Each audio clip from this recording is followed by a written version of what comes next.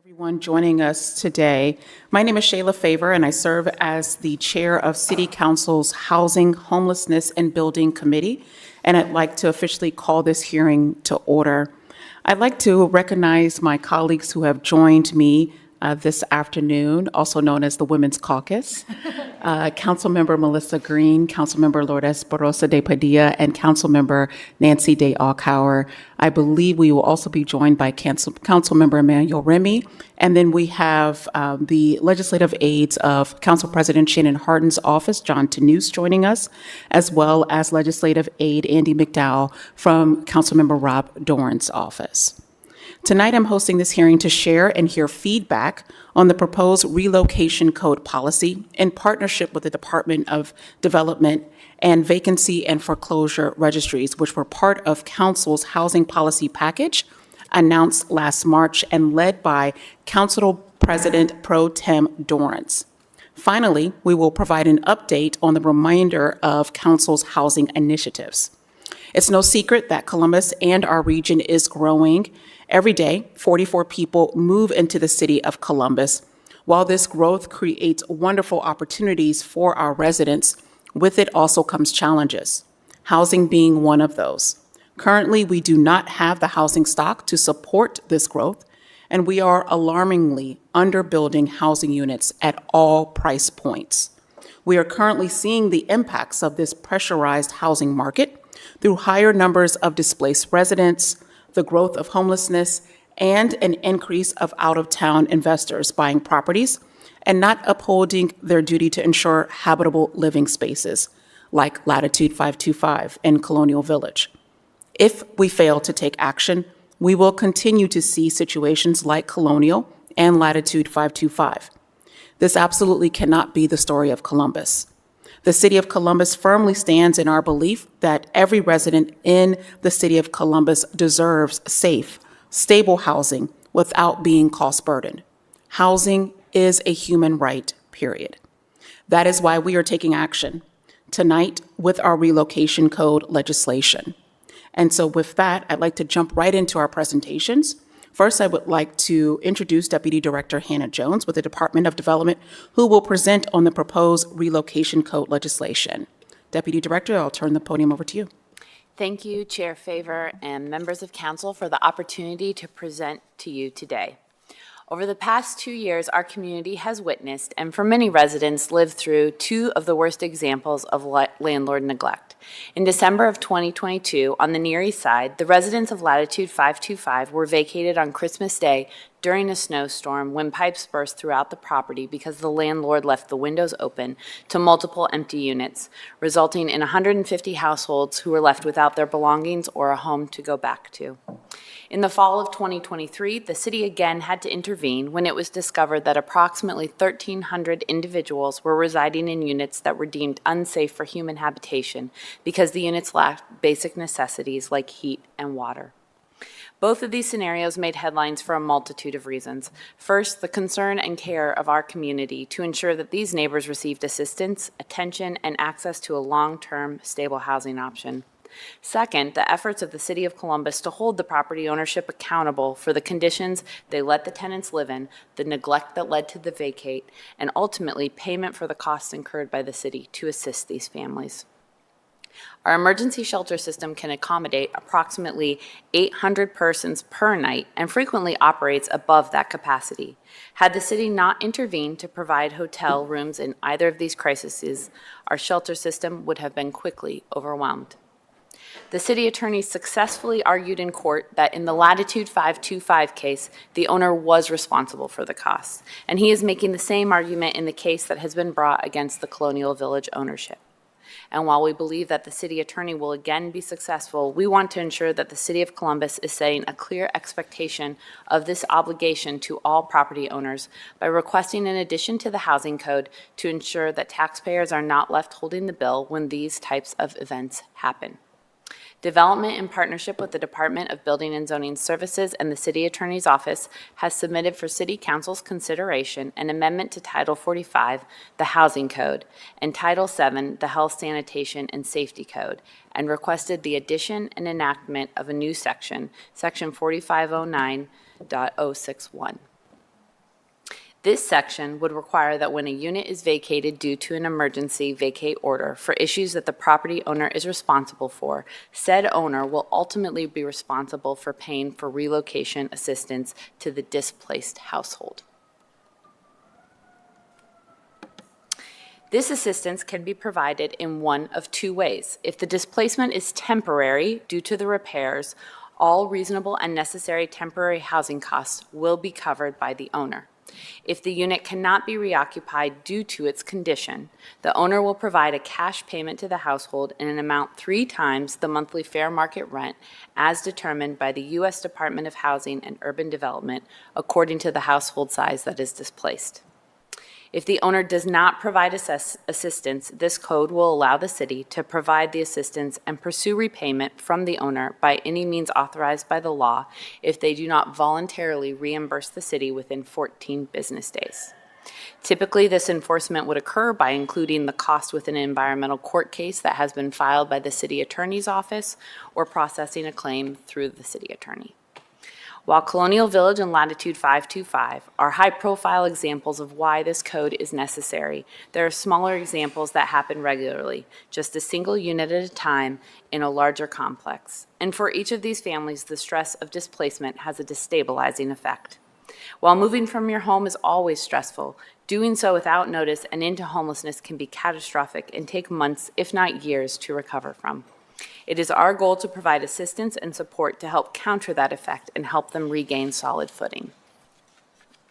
As we continue to face a constrained housing market with limited options for our most vulnerable families, it is imperative that they are able to stay safely housed without facing the exploitation that can occur when there are only a few limited options to keep a roof over people's heads. We have many property owners who are part of the solution and provide assistance to their tenants when situations arise, and we thank them for working in partnership with us. This new code is to create accountability for those who have yet to join us. While this amendment will not prevent all situations when displacement occurs, such as rising rents, it serves as a signal to property owners and management companies of the expectation we have as a city. We want to foster investment by companies that are focused on serving our residents well. It is our hope that this new code serves as a deterrent for those who do not share our vision for equitable growth. In closing, I would like to thank the staff of Building and Zoning Services as well as the City Attorney's Office for their work on this. I would also like to recognize 2 of my colleagues, Graham Bowman here with me and Jessica Klinger in the audience for their leadership on this effort. And we thank you for your time and are happy to answer any questions you or your colleagues may have. Thank you very much for that presentation, Deputy Director. Just last week or the week before, this body worked to pass another tranche of funding that would go to support the residents that were displaced from Colonial Village, I believe to the tune of around $700,000, which would bring that total investment to around $6 million just for the displacement. That is also on top of funding that the city has provided to our partners like the Community Shelter Board to assist in our unhoused residents just in general. And so can you discuss the cost burden that is that can be attributed to relocations such as Colonial Village and Latitude 525 and the impact that it has on the city? Absolutely. As you just mentioned, Colonial Village is at approximately $6 million, and that is just for the housing-related costs. Council has also allocated about $280,000 to assist with some of the additional resources that are needed to serve a population that sees a lot of barriers due to their asylum-seeking status. At Latitude 525, it was about $1.5 million to do housing and relocation assistance. We were very lucky in this community to have the benefit of ERA to help with a lot of the rental assistance that ultimately allowed us to transition these families to stability. So without resources like that, it would be even more extensive. And then, of course, we have the burden on all of our human service providers who also assisted: legal aid, CRIS, CPH, Columbus Public Health, and others who also gave of their time and energy and helped us provide resource fairs, donated meals, and all of those sorts of things as well. Absolutely. $6 million doesn't even begin to scratch the surface of a total support that has gone to help those residents who have been displaced. Where I'm going here is in no way an indictment on the city providing support to our residents who were put in an inconceivable situation. That is exactly what the city should be doing. But when I think about how we are grappling with our housing crisis and those resources of upwards to the millions of dollars could be used to support gap financing for projects that would provide more housing in our community, and more specifically, affordable housing in our community. This is why this relocation code is necessary. Would you agree? Absolutely. I think that there will always be emergencies where, to your point, a city intervention could be needed, but we want them to be finite. And for many of them, hopefully what this does is signal to property owners, please keep your building up to code, so we don't even get to a situation where we're required to do a vacate. But if we do, we're asking them to share their responsibility for the situation so that our resources can be expended, either if there is, unfortunately, a situation that is so extreme that we have to get involved, or to really put it into units that can offer long-term sustainability. And I would even go so far as to say one of the things that's very important is how we can get further upstream and proactive, and our ability to be able to fund and support renovations or rehabs for those smaller sized landlords who may be trying to make a best effort. We can't do that if that money has to be deflected always to an emergency response. How common are these displacements happening in our community? So when we looked at the data in kind of trying to prepare a budget as well as the tenant interface, according to BZS's data, it's about 40 vacates per year, and that is units. So it's not buildings, it's not complexes, and of course that's with Latitude and Colonial Village as outliers to that data. And that's why it really is much more common that it's 1 or 2 units in a complex. It might not be a whole complex at a time. But for that family, it's a very intense situation. So how do we really create an infrastructure that can support that family in a time where we may not be getting involved with an entire apartment complex or shutting down a whole building? And thank you for clarifying that, because I think when you hear 40, and we are also putting that at the tail end of a conversation with Colonial Village and Latitude, you're thinking that this is a problem that should spark a lot of fear for residents in our community, and that's not the case. Right. We are literally talking about units that could be in a building. These two are, and a few others, are just the outliers that the city is grappling with, but those outliers have had compounded impacts that from a financial standpoint, really do make a difference for the bottom line for the city. Yes, absolutely. Excuse me. And I would also argue that in a lot of these scenarios, we haven't been able to offer a city program or initiative unilaterally for relocation assistance. Our previous program prior to ERA offered 1 month, and the individual had to go out and identify the unit.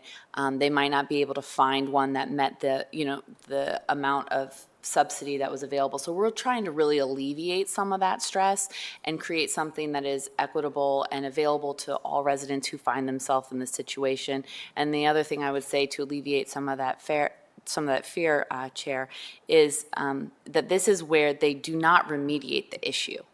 You can have the emergency vacate order. There is the time frame that you must remediate it in, the 24 to 72 hours. This is when they're not doing what they're supposed to do, and the tenant must be relocated. It may be relocated for a repair that's going to take an extensive amount of time, or it may be just get the repair done when you're supposed to.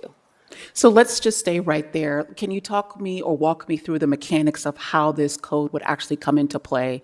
So if a hazard is presents itself, or something that has not been resolved, and the property owner has not taken care of it for the tenant, what then happens? Do they go to court? Code comes out. What happens? Yeah, so very rarely do you have a scenario where the first time a code officer is visiting a unit, they may be doing a vacate, right? It could be something catastrophic, but traditionally we're going to places where they may be visiting multiple times. And when they know that it's not going to be fixed and that the unit is going to have to be vacated, we have been working with CPH to engage a social worker there. So that social worker goes out with the code enforcement officer to serve the notice. It does have to be a notice where the issue is the property owner's responsibility. So if it is a tenant, if the vacate is due to tenant responsibility, that is different. And then the social worker asks them if they want services. People have a right to decline services. And then we would do intake, determine if there's an ability to complete a repair, ask the property owner if they are willing to take on that assistance. We recently had an example in South Park where that's what the property owner did. They identified hotel rooms, the families were able to go there. Our social worker still engaged so that we could sign them up for other resources that they may need in the interim period. If for whatever reason the landlord did not want to participate, right now the partner that we're using is Compass, which is a nonprofit out of Broad Street Presbyterian, and they help us identify a hotel room that they have a contract with that we can have the family go to. So the social worker would then facilitate that. If it is a permanent relocation, that's where we would want to see if they were eligible for ERA and help start working with a relocation specialist to help identify a unit if they felt that that was going to be a struggle for them. What we are working on the implementation for once this code is effective is the request for the landlord to make a payment, right? So if it is a permanent relocation, then it would be a direct cash payment to that family so that they then could decide what was best for their family and where they wanted to go and how they wanted to proceed. On the enforcement side, what that would look like is there are many cases where the code officer may already be pursuing an environmental court case, in which case we would just add this on as a cost. Otherwise, we would work with the city attorney's office to file a claim in order to receive payment and bill the landlord. So what if a resident is behind on rent? Would this impact the relocation costs from the property owner? It would not. This is strictly for units that have to be vacated due to a nuisance abatement issue.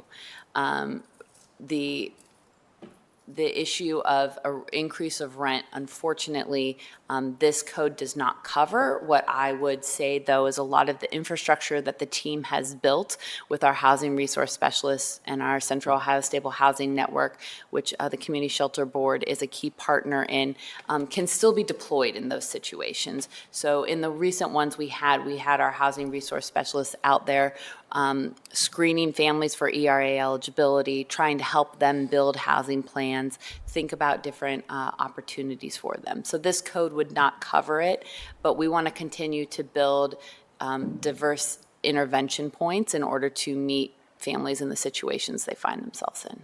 Okay. Let me turn to my colleagues to see if any of them have any questions at this point. Councilmember Green? Yeah, just one question. So in a situation where it is an emergency vacate, I'm assuming the process would look very similar, only the timeline would be more abbreviated, or how do we accommodate families where it is an emergency vacate? So it's probably going to be unique to every scenario. We have been running a pilot for since March or April? I think so. Okay. And we've only had 4 or 5 of them. And in those situations within that same day, the landlord was offering to set up a hotel room. So it is like, if you have to go, then the hotel room is there. You may come back to the unit if code enforcement will allow. They have an entire process for that, to get your items. But it is pretty quick. As far as cutting the check, that will probably take a little bit longer, just the logistics of it for sure. But so far it has been quick. I think one of the things that we're all cognizant of is it probably won't be typical. Every single situation will be different. When I think specifically about Latitude 525, the city attorney's office worked to secure financial support for the residents that were impacted by that devastation.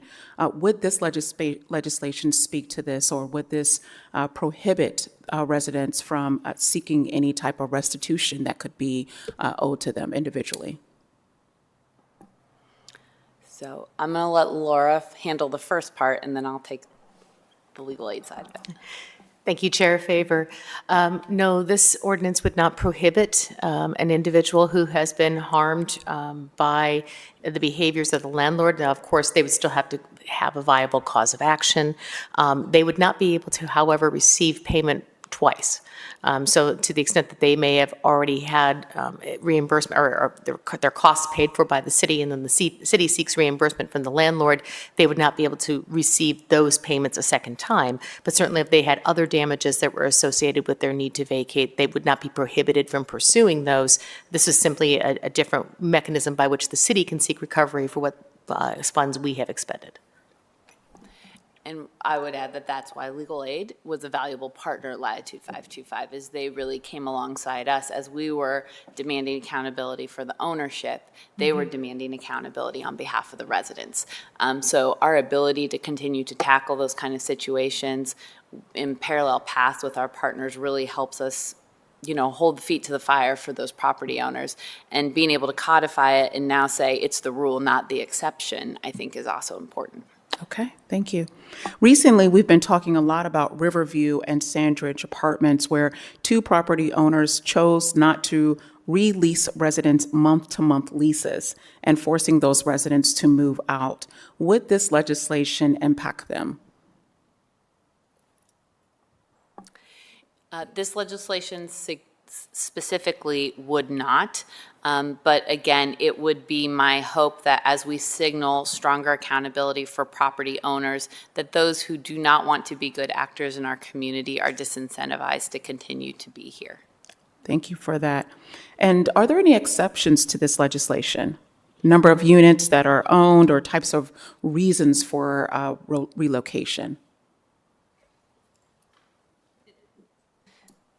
There's only like 3, so I want to make sure and read them, but they're not. Thank you. All right. So the exceptions are if the vacate order is the result of conditions that were caused by the tenant or a guest of the tenant. If the vacate order is a direct result of a disconnection of utilities for non-payment, which the tenant was responsible for. Or the property owner or operator has offered to move the tenant into another comparable dwelling unit, which complies with all applicable building, housing, health, sanitation, and safety housing codes. Got it, got it. I think this is also an important time just to remind residents that in the city of Columbus, it is against the law to retaliate against any individual that does make make the city aware of an unsafe or uninhabitable living condition in your unit.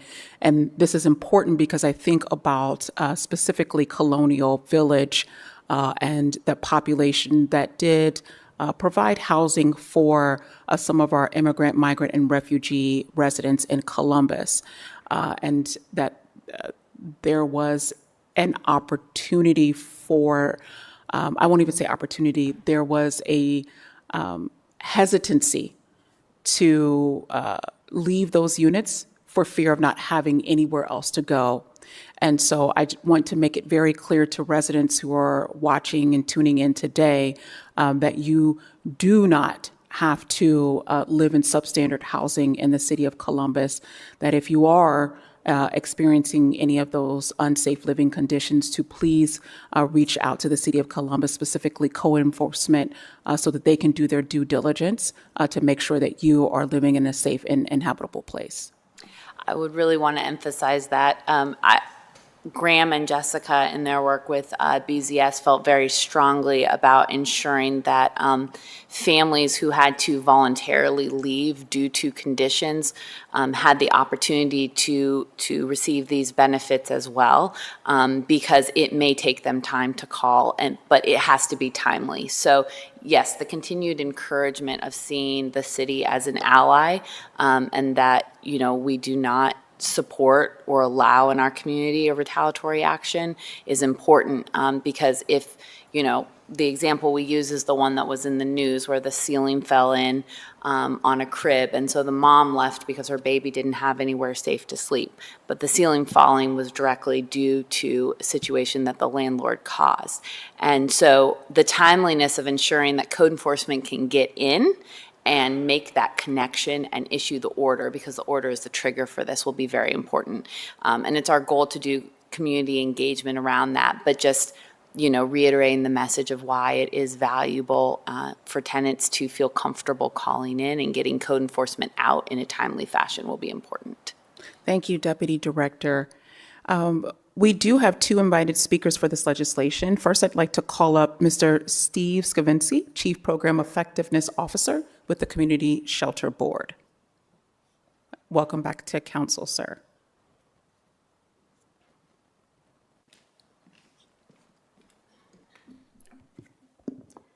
Good evening. Thanks for allowing me to speak. As you mentioned, my name is Steve Skavinsky. I'm the Chief Program Effectiveness Officer with Community Shelter Board. Good evening, and thank you, Committee Chair Favor and respected members of the committee. I'm here to voice our strong support for this proposed legislation addressing the relocation of tenants who are displaced due to landlord negligence. Deputy Director Jones already provided some of the back story that I wanted to also discuss regarding Latitude and Colonial Village. Deputy Director Jones mentioned that it was Christmas 2002 or 2022 when over 150 households were displaced due to the negligence of the management at Latitude, and these families faced unimaginable challenges and trauma.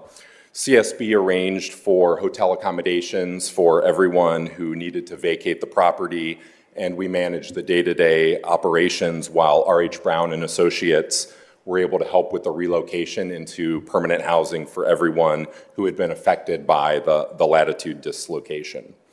This response was critical in addressing the needs of the communities and the families that were affected and needed a safe place to stay during the crisis.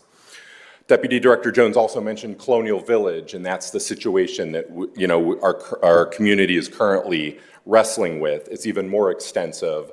Deputy Director Jones mentioned the over 1,300 people affected, and that was 536 households that had to be relocated due to the unsafe conditions there. CSB is proud to partner with the City of Columbus in the response in managing hotel placements for everyone that was affected and providing a level of housing support in 9 hotels that we began in for those 536 households.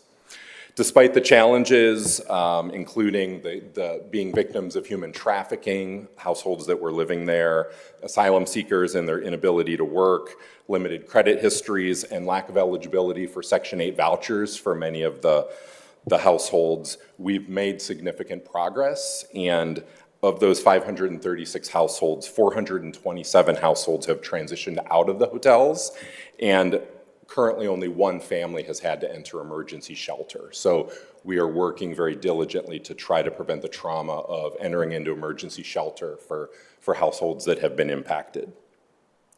This proposed legislation is vital for several reasons. As we've already heard, it provides that structure and support to how to manage tenant relocations due to landlord negligence. The creation of a resiliency fund that will enhance coordination and with code enforcement and the city attorney's office, and there will be more mechanisms for securing and utilizing bonds that will ensure tenants are supported during these times of crisis without overwhelming the city's resources. Our experience firsthand with Latitude and Colonial Village really highlights the necessity of having these measures to prevent the large-scale vacates from depleting of the emergency funds that we have in the city. We also know that it will prevent additional burden on our emergency shelter system that we are working so hard to prevent with all the other folks in the community members experiencing homelessness.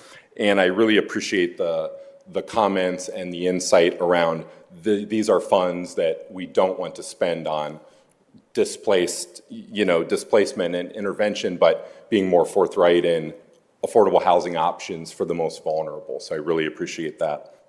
So we urge council to pass this legislation to ensure that the most vulnerable residents are protected and that landlords who are acting in an unethical manner are held accountable. Thank you, Councilmember Favor, for the opportunity again, and members of the committee to present tonight. Thank you for your leadership, and thank you for your time. Happy to answer any questions that you have. Thank you. Do any of my colleagues have any questions? I believe I speak for everyone up here in just saying that we appreciate the partnership with the Community Shelter Board. You all continue to step up to the plate. I don't think the community truly does realize the work, the extent of the work that this organization does to support our unhoused residents. And you all truly dug in deep as it relates to supporting the residents that were impacted by the displacement of Colonial Village. So thank you for the work that you continue to do to support our unhoused residents. Thank you, and we're honored to step up to the plate. Absolutely. Thanks. Next, I'd like to invite Ms. Melissa Benson with Legal Aid of Southeast and Central Ohio to the podium. And welcome back to council.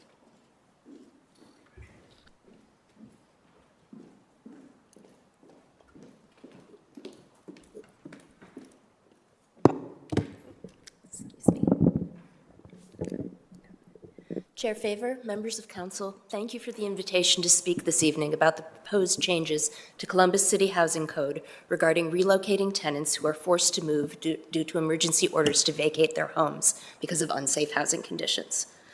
As Councilmember Favor mentioned, my name is Melissa Benson. I'm the Senior Managing Attorney for Housing at Legal Aid of Southeast and Central Ohio.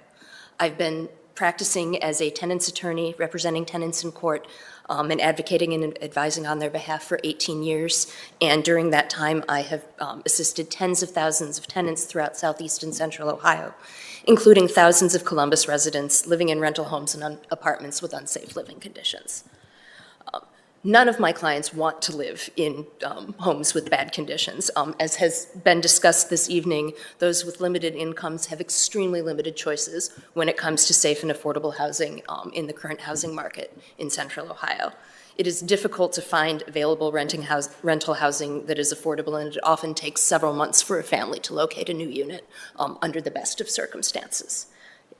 With the current crisis, there is little ability for tenants to vote with their feet, to leave their housing when it is unsafe, when they have bad conditions, and move to a better unit, because there's simply such a shortage of affordable units that they cannot find them. They are not vacant. Trapped in unsafe housing because you can't afford an alternative, many tenants that I've worked with over the years have expressed fears of being told to vacate by code if they contact them because they have nowhere else to go.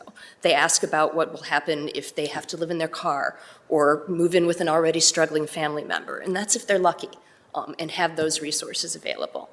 This discourages the reporting of bad conditions, especially conditions that aren't that bad yet, until we come to a situation like Latitude 525.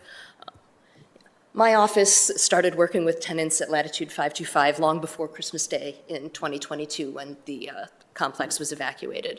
We had heard complaints as early as 2 years earlier about conditions, and those complaints worsened over time. But initially, many of the people we spoke with did not want to rock the boat. Many of them didn't want to contact code because it wasn't that bad yet. Once everyone was evacuated, we went from having about 12 clients who we were working with to having 150 very, very quickly. When these hundreds of residents were evacuated, those who could not stay with their family or were sent to emergency shelters in the short term, and some refused to even leave their homes, their belongings, their pets, their privacy, because they didn't think that the situation was that bad yet. They believed that the heat would come back on in a couple of days and that everything would be okay. That emergency shelter was only a temporary option and not a very good one. And had the city and county officials not stepped up to secure months-long hotel stays for tenants, hundreds of people would have become unhoused overnight. Children, senior citizens, people with serious health conditions and nowhere else to go in the dead of winter. It would have drastically overburdened an already struggling homelessness system, and those families' concerns about staying together and not having to separate in shelters, concerns about pets, these were things that would not have been able to be addressed. People wouldn't have wanted to leave their homes had they not had that option to go to a hotel. That action was necessary to abate the nuisance at latitude 525. Had those tenants, that could not be accomplished at that point while those residents were still in the property. Once the tenants were safely housed temporarily, the property issues could be more directly addressed by the city attorney's office, by code, and through the litigation that was moving through the environmental court. Families also were able to remain together and were able to connect with much-needed resources that Mr. Skavinsky and Deputy Director Jones discussed earlier, creating an incredible benefit to them. Those additional wraparound supports were critical in finding long-term housing for those families. Under Ohio landlord-tenant law, landlords do have an obligation to provide safe and decent rental housing, but they often don't. And that obligation exists even if a tenant is behind in rent. That obligation exists even when a tenant is a month-to-month tenant or when there are other issues with the tenant. There are processes that a landlord can go through, such as an eviction, to address those issues. It doesn't mean that they no longer have that obligation. And that public nuisance, should there be one, exists even if that tenant is behind in rent or month-to-month. And in fact, in month-to-month situations, the risk of the nuisance continuing is even more significant because tenants are also afraid that they will just get a no-fault termination of their month-to-month tenancy. Since the Latitude 525 crisis, tenants of Latitude 525 have now been rehoused with the support of the city, and many received settlement payments through separate litigation that Legal Aid had the pleasure of partnering with the city attorney's office to work on and achieve some real recovery for the tenants who were there. As was addressed with some of the comments earlier, had the city not provided those resources for the tenants, there would have been much higher damages claims because the tenants would have had to expend their own money in order to address those issues. And many tenants don't have the wherewithal to proceed with the legal process after that, especially when it is a single individual rather than a large group of people who have the legal access that the tenants at Latitude 525 did. We've also, as was mentioned, seen very similar issues at Colonial Village on a larger scale. But for the city of Columbus temporarily rehousing tenants there, we would have faced a humanitarian crisis on a much larger scale with thousands of people, including many immigrants, non-English speakers who were victims of fraud and human trafficking and did not know how to access any resources. It was critical that relocation services were provided to these tenants in order to keep them safe and to keep them housed. But it's not just happening at large complexes. Many tenants throughout the city are vacated from their homes because of a landlord's failure to abate conditions that are public nuisances. Just 2 weeks ago, I met with a Linden area resident who's been sleeping in his car and depositing his rent into escrow each month because his apartment was so water damaged and mold infested that an emergency vacate order was issued. Ensuring that a tenant who is forced out of their home because of an unsafe emergency condition has a safe place to go is a necessary part of correcting that unsafe condition. It alleviates fears of code vacate orders resulting in homelessness and allows properties to be rehabilitated quickly while preventing an additional strain on our overburdened housing market and shelter system. And legal aid clients and tenants would certainly benefit from the ability to access those resources and to have the city continue to partner with them. Our clients in Latitude 525 and our clients at Colonial Village have reaped great benefits from this, and I know of many other clients who would be grateful to have the same opportunities. Thank you so much, Ms. Benson. Are there any questions for Ms. Benson? I'm going to say the same thing and go out on a limb and speak for my colleagues and also extend my full-throated gratitude for the partnership with the Legal Aid Society of Columbus. You all continue to be strong partners when we have these grandiose ideas. You all are right at the top of the line and willing to support in any way possible. And we think about the true story of the impact of evictions in our community. You all are a major part of that story and making sure that there is fair and equitable representation at eviction court every single day. So thank you for that strong partnership. Specifically, thank you for the work that you all did to support the residents who were displaced at Latitude 525 and Colonial Village. Well, thank you. We are very appreciative of all of the partnerships that we have with the city to work to protect the rights of tenants in this area. Thank you. Thank you. Next, we will hear from Ms. Andy McDonald. She is the legislative aide to Council President Pro Tem Dorrance, who will present on the proposed vacancy and foreclosure registries. Good afternoon. Before I give an update on the vacant and foreclosure registry legislation, I want to thank Housing Chair Favor for convening today's hearing and her continued leadership on addressing the housing crisis with thoughtful and impactful legislation. We need an all-hands-on-deck approach to get more housing online in Columbus. We need to build more housing, bring unproductive parcels into the fold while ensuring that renters are protected.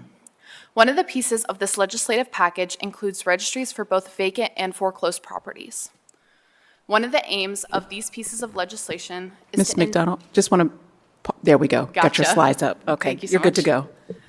One of the aims of these pieces of legislation is to incentivize owners and lenders to turn these properties back into productive housing units for families across Columbus to call home. Another aim is working to ensure that Department of Building and Zoning Services knows where vacant buildings are and who owns them. So I will go ahead. The vacant registry establishes a registry for vacant properties in Columbus held by the Department of Building and Zoning Services. Vacant building is defined as a dwelling or dwelling unit as defined in section 330304, which is not being occupied as a home, residence, or sleeping place for one or more persons under a lease, rental agreement, or permission of the owner. It subjects a fee to owners with vacant properties on the registry.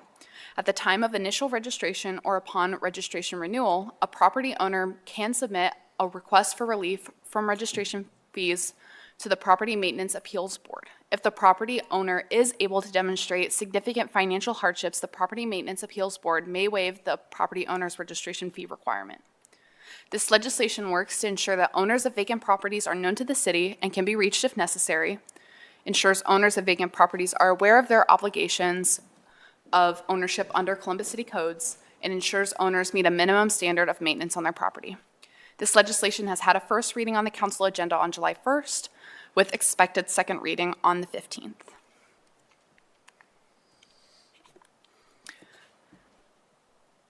Owners of record properties that meet the definition of vacant outlined by 4517.02 in the city of Columbus would have to register. And then there are some exemptions to this to make sure that we're really getting to the properties aimed to be registered here, including vacant buildings that are subject of an insurance claim that renders the building uninhabitable, vacant buildings that a property owner is actively seeking to have occupied as demonstrated by acts such as listing the property for sale or lease, vacant buildings that are subject to a valid permit issued pursuant to City Code 598, short-term rental operations, vacant buildings that have active building permits on file with the department issued pursuant to City Code Chapter 4113, vacant buildings that are owned by local, regional, or state land banks, and accessory dwelling units, which is defined by Chapter 4501. Moving on to foreclosure registry. It establishes a registry for properties subject to foreclosure action held by the Department of Building and Zoning Services.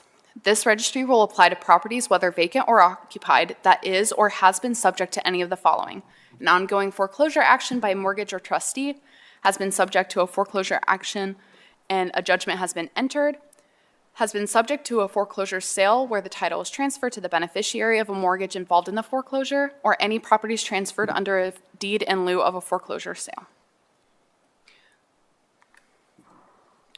This legislation works to establish a registration program as a mechanism to help protect neighborhoods from becoming blighted through a lack of adequate maintenance of properties that are in foreclosure or in foreclosed status, establish a mechanism to avert foreclosure actions through timely intervention, education, or counseling of property owners. This legislation has had a first reading on July 1st with an expected second reading on July 15th. I am happy to answer any questions that council members may have. Thank you, Ms. McDonald, for that presentation on the vacant and foreclosure registries. Understanding that this is on second reading on Monday, July 15, if passed, what is the timeline for enforcement and what would this look like? And let me also take this opportunity to acknowledge our Director of Building and Zoning Services, Director Messer, as well as Deputy Director Celebrezzi, who may want to hop in there. Gentlemen, I will turn the podium over to you if you have any remarks or. Regarding the timeline for enforcement, the vacancy registry legislation will be effective 6 months after it is passed by council. So it has language in there that establishes an effective date. And then the foreclosure registry is on for 30-day legislation. Anything further? Chair Favor, yeah, thanks for the opportunity to comment. There is a delayed implementation just because we have a lot of details to work through to set up the actual registries themselves, technology support, personnel, that type of thing. So the 6-month implementation period will not only give our folks who have vacant or foreclosed properties some time to understand the rules and regs, but also give us some time to get our ducks in a row to get the registry operational. Absolutely, and if I could just add another piece onto that, our campaign here with City Council Housing for All encompasses all of the legislation that has come through the Housing Committee, and I have been very clear that it is never meant to be punitive to our housing providers, that we lead with education for both our tenants as well as our residents who are providing places for people to live, our landlords. And so I think it is very important that you all have decided to give leeway and some time for this council and the administration to educate the community on what these registries are, how one registers, what the penalties could be if you are not adhering to these new policies. So I think that's incredibly important for us to amplify as well. If someone has just moved out, would that automatically indicate that that person would have to register as a vacant property? Thank you, Chair, for that question. The vacant legislation, it requires that a property be vacant for a year before it's considered vacant underneath the legislation. And that's good to know, given the fact that we are a community that is continuing to grow, 44 people moving in the city every single day. And so that means that there are a lot of turnover with our apartments sometimes. And so we want to make sure we're giving grace to those property owners as they are making sure that their property can be properly prepared for the next resident to move in. How big of a problem are vacant and foreclosure properties in our city? Should probably direct that to Director Messer or Celebrezzi. Thank you for that question, Chair Favor. It's hard to answer that question directly in terms of how big of a problem. It is a problem. It's a problem in most large cities. We are definitely not at our peak as we were a few years ago. We try to keep track of vacant properties as much as possible. We have as many as a couple of thousand of vacant properties in the city of Columbus, foreclosures. When we're talking about the specific foreclosures that we're going to be adding our registry, it's probably about half that number. So just to give you an idea of the volume of what we're talking about. But, you know, as you mentioned, this is not so much to try to put a burden on folks, but with the housing crisis that we have, we're trying to make properties more productive. So anything that we can do to add housing stock, if we have a few thousand properties that are vacant and not being used, you know, our goal is to start to be able to gather the data, know where those properties are, and start to develop strategies on how to make those properties more productive. Thank you for that. Yes, Councilmember Borsa de Padilla. Thank you, Chair Favor. This might have been part of the presentation, and I apologize if I missed it, but just to give some clarity around the definition of vacancy. So if a property, for example, was going to be rehabbed, or let's say you need to get funds together for that rehab afterwards, so the property sits vacant for a while, at what point, can you just talk about what that timeline looks like, and then how would a property owner go about expressing their intention with the property, so that, they might not mistakenly end up on this registry? For sure, and I appreciate your question, Councilmember Pro City Padilla. One of the exemptions that we have for this registry is for folks who have building permits on file with the Department of Building and Zoning Services. So that is, hey, I'm pulling a permit to do some bathroom demo. We are able to take a look at that, and you would not have to register. Further, I think that that year-long piece there is really important when you're taking a look at people getting together funds, just inherited a house, don't know what to do with it. That gives folks time to figure out and invest in their property. And again, for that timeline of when you do ask for a permit, is that timed? So from the time you ask for a permit to the completion of a project? Because again, I'm thinking, in these scenarios where it's a fixer-upper, you might run out of money, it's taking you longer, or you do inherit a property and there's more wrong with the property, so it sits vacant because you're trying to figure out what to do. What does that timeline look like for folks? So thanks for your question. It gets a little bit into the details, and some of this will be case by case as we investigate properties to determine whether or not we believe they should be listed on the registry. But just to answer directly about permitting, permits have their own state requirements for expiration. So you can't just pull a permit and then avoid the registry for years and years. Sure. Your permit expires if you don't do the work within a year. So you have to start work within a year, and then at any time, if you stop work and don't do any more work for a 6-month period, your permit would be subject to expiration.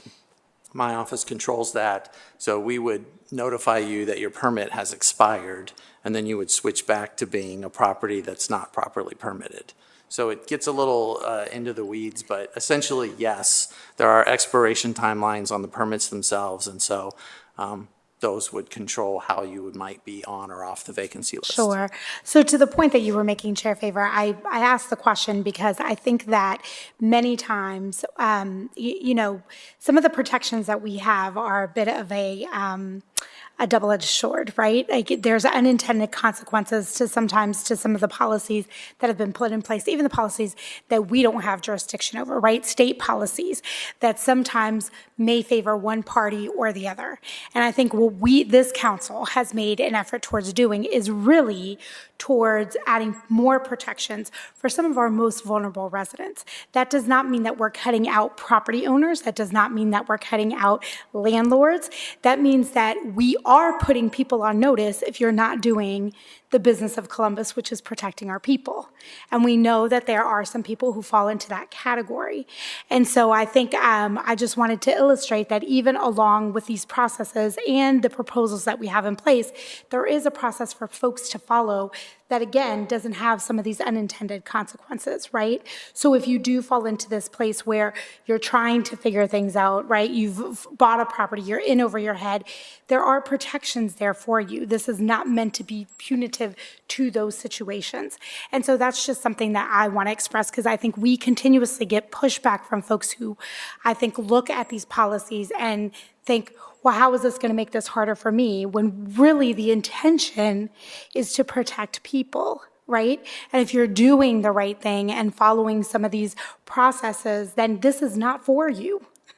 And you're not going to be affected by those policies. So I appreciate you walking us through that, just so that folks know when they are in those situations what the intention of this policy is, and that essentially there are also protections there for you as you go through the process.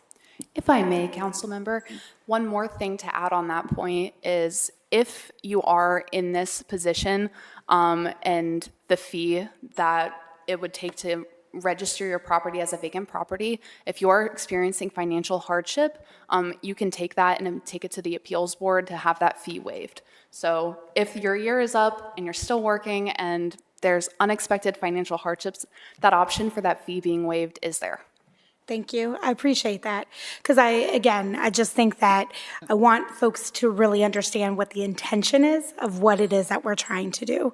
And I think walking through and asking these questions are really critical to that. So thank you, Chair. Absolutely. Thank you, Councilmember Barosa de Padilla, for that line of questioning. Absolutely. Councilmember Green. No, please. Sorry, I don't know if I just interrupted there, but if I did, I apologize.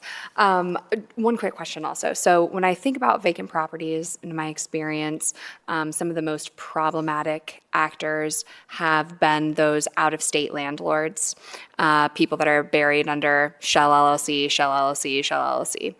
And so what is going to be our process of notification? Have we thought that far through the implementation yet?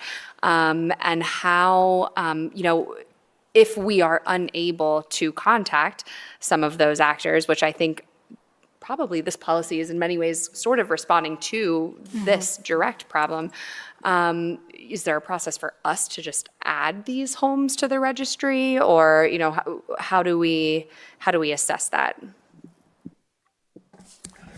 Thank you, Councilmember. Yes, we have thought through a number of those questions. We haven't had any definitive action yet, but we are looking to make sure that we use some support from technology. We are looking at software that would be able to help us to identify what these properties are. So an ability to find properties, for example, where utilities maybe have been cut off and aren't paid, or maybe find records through the county of properties that are being foreclosed on. And through that partnership with technology and software, we expect to be able to be aware of those properties, even if the owners don't affirmatively come forward to register. And then we could contact those property owners to inform them that they need to be on the registry, give them their options on how to register the property and move forward. So we're going through a lot of investigatory things right now to decide exactly the best tools to use to make this effective.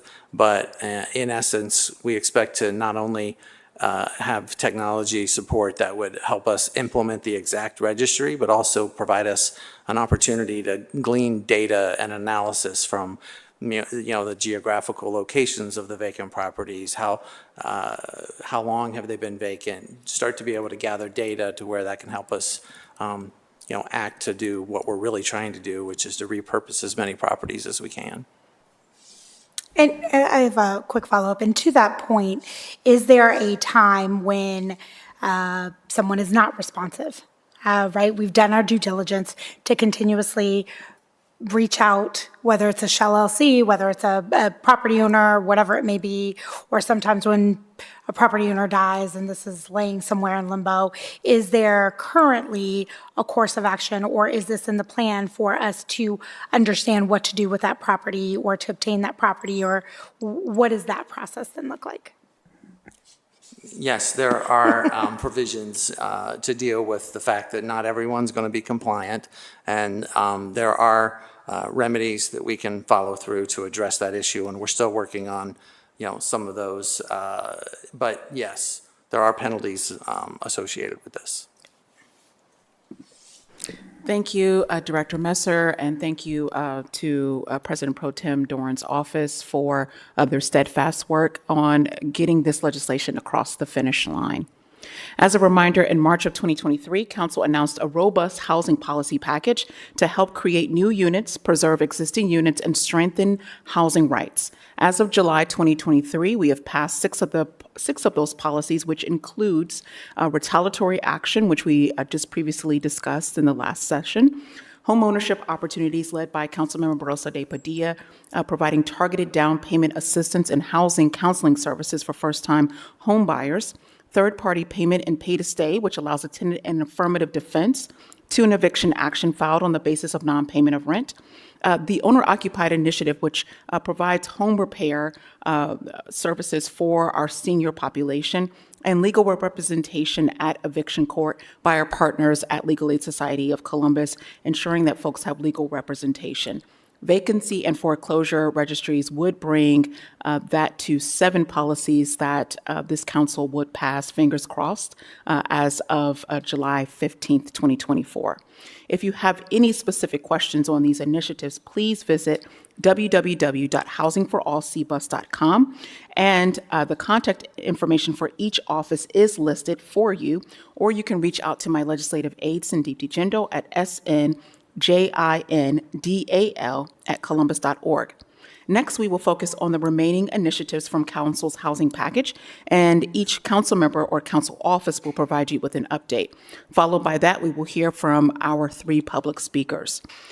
As it relates to rent increase notification, I will begin by sharing an update on rent increase notification, which is being led by my office. This legislation would require that any rental agreement or renewal for a rental unit must require at least a 180-day notice when the monthly rental price will be increasing upon renewal. Currently, in the Ohio Revised Code, under a month-to-month rental agreement, the landlord must give a full 30 days notice before increasing rent. This is what we saw most recently at properties like Riverview and Sandridge. In the case of a lease, more standard 12 or perhaps an 18-month lease, landlords may not raise rents during the term of the lease agreement, but they could technically tell the residents 30 or 15 days before the date of the lease ending that they are raising prices. This notification is critical in allowing tenants who cannot afford the increased rent price more time to find a suitable replacement or access funds to stay in that unit. At this time, we are continuing our stakeholder engagement and working to draft legislation. We understand that this legislation has many differing opinions, and we do not want to rush the process. We will continue to be intentional in our outreach and in hearing from all community members before drafting the legislation. We do hope to pass this legislation, in Q4 of this year. With that being said, we are open to feedback at any time, and so if you have any feedback, please reach out to my legislative aide, Sandeep Djindal, at snjindal@columbus.gov. I will now also share an update on the rental registry initiative that's being led by Councilmember Nick Bankston, who could not be here with us today. Councilmember Bankston remains committed to continuing to pursue and consider the implementation of a rental registry. At this point in time, his office is in active conversations with the city attorney's office to understand how current case law, state law, and other variables affect the establishment of a city-run rental registry. Establishment of a rental registry has many positives. However, there are several complexities and potential unintended impacts that must be worked through before moving forward. We would like to thank everyone who has provided thoughts regarding a potential registry to date and encourage the community to continue communicating with his office regarding any comments or concerns that they may have about a potential rental registries. Comments can be sent to his legislative aide, J.P. Dorval, at jpdorval@columbus.gov.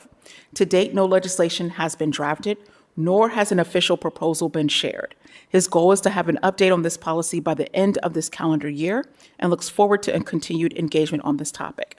Next, we will hear from Councilmember Emmanuel Remy on the ADU pilot or accessory dwelling unit pilot program. Thank you very much, Chair Favor. Thank you for all the work on this housing initiative since you've been on council. It's been obviously very impactful to the residents of Columbus, and we appreciate your ongoing work in this regard. So our office has been working with Councilmember Favor's office over the past year to develop an ADU, or also known as an accessory dwelling unit pilot program. We believe the creation of accessory dwelling units have a place in the larger discussion of the housing crisis. These small, self-contained units built on the same property as an existing home provide affordable housing options without requiring new land development. An accessory dwelling unit is a secondary housing unit located on the same property as a single-family home. Often referred to as tiny homes, in-law suites, or carriage houses, ADUs can take various forms for the purpose of this pilot.